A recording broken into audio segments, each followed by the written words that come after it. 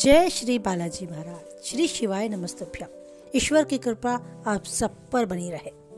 वृषभ राशि, बात करते हैं 19 मार्च से 24 मार्च 2024।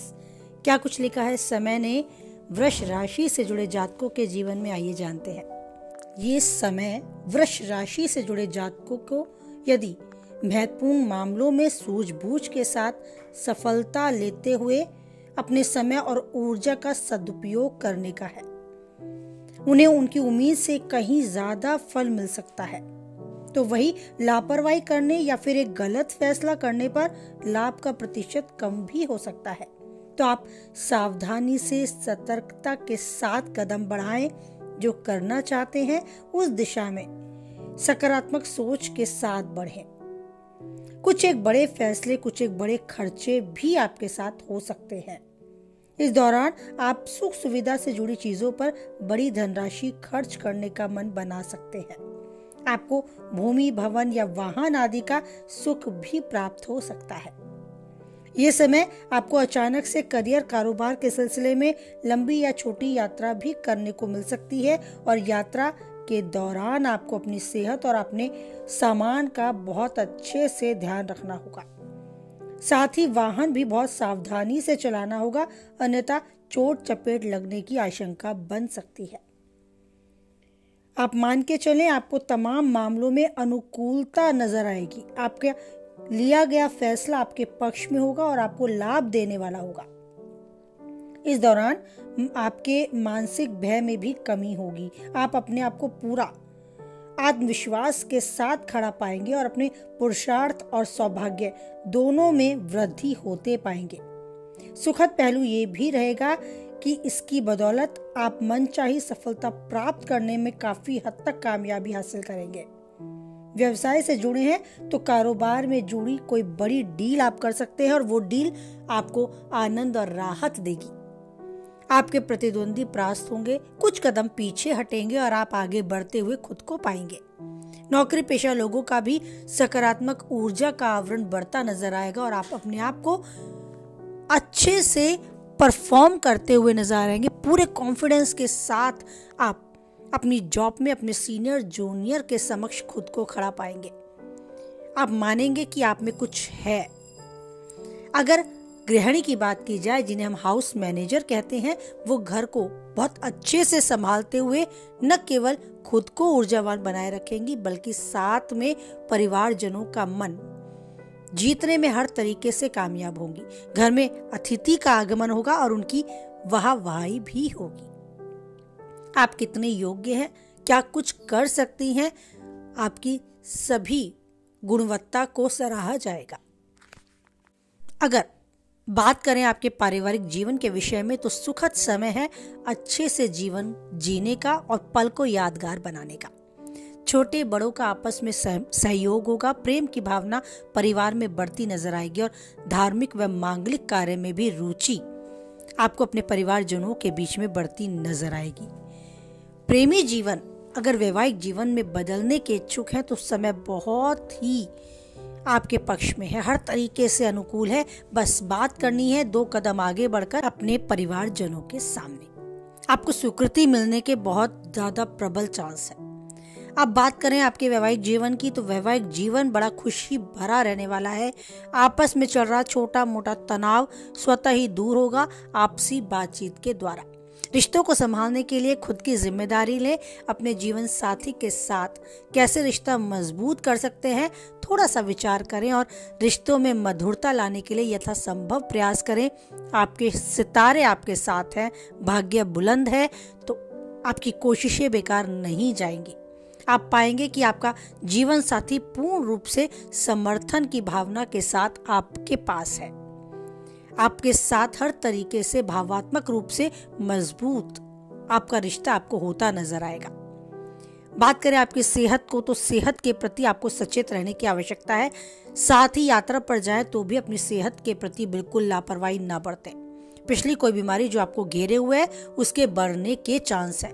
तो जो भी अपने शरीर में महसूस आप करते हैं कुछ भी नेगेटिव, तो उसके प्रति बिल्कुल भी लापरवाही ना करें। स्वस्थ शरीर है तो सब कुछ है।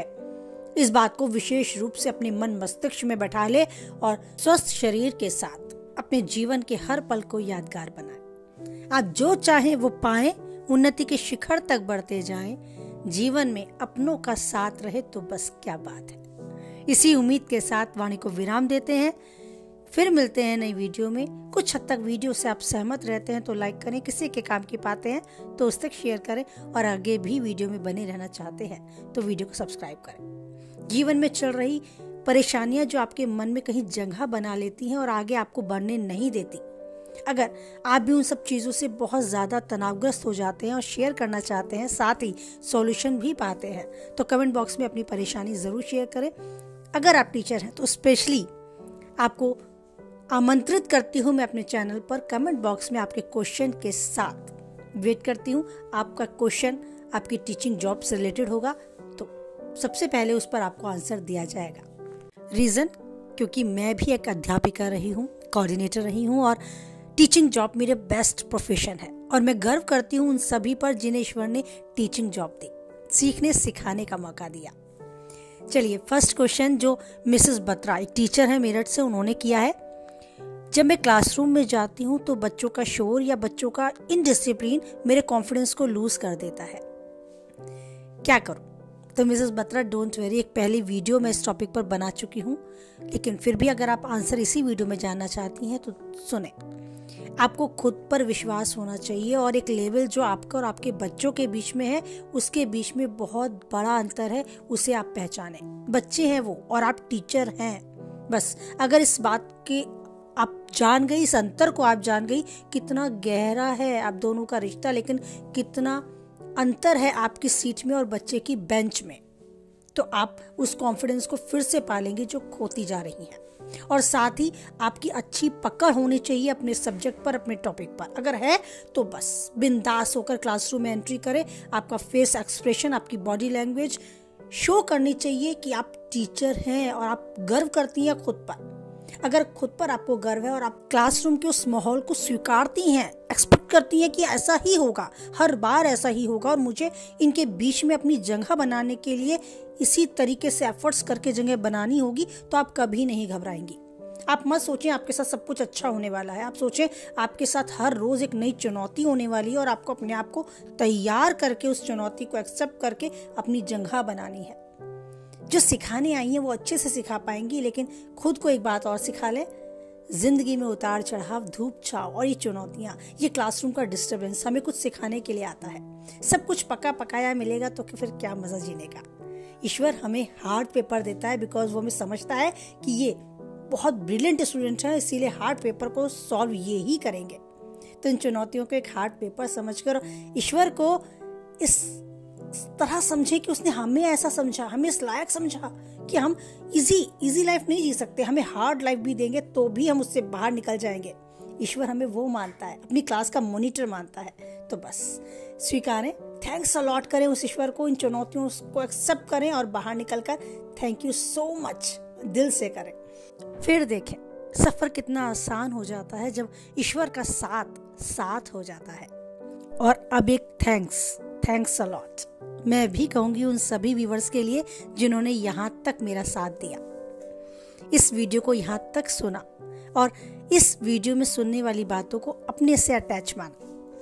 मिसेस बत्रा जो एक टीचर थी, ये केवल उनकी प्रॉब्लम नहीं है, ये सब हम सबकी प्रॉब्लम है। हमें अपनी लाइफ में ज़रूर कहीं ना कहीं जगह बनाने के लिए संघर्ष करना ही होता है। हम किसी भी जगह हो, हम परिवार में हो, हम जॉब में हो, हम बिजनेस में हो, हम बस में ही क्यों ना हो, हमें वहाँ कैसे रहना है, कैसे सफ़र तय करना है, थोड़ा ना थोड़ा स्ट्रगल सबने ही किया है और आगे भी यूं ही करते रहेंगे। तो अगर आप इस वीडियो से कुछ सीख पाए, कुछ हद तक वीडियो आपके दिल को छू पाई, तो thank you so much. Comment box में प्लीज़ अपनी राय दें, अपनी सहमति दें, और यूं ही मेरे साथ जुड़ने के लिए थैंक यू सो मच। मुझे यहाँ तक पहुँचाने के लिए दिल से धन्यवाद।